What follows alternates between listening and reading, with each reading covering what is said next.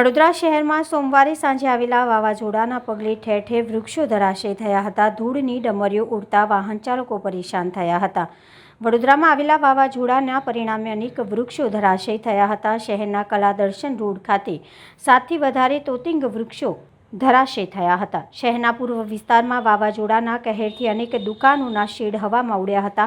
વૃંદાવન 4 રસ્તા પાસે બની રહેલ ઓવરબ્રિજની લોખંડની આડસ પણ ઢળી પડી હતી। વાવાઝોડાના કારણે સ્થાનિક દુકાનદારોને આર્થિક નુકસાન પહોંચ્યું હતું, જ્યારે ટ્રાફિક જામના દ્રશ્યો પણ સર્જાયા હતા।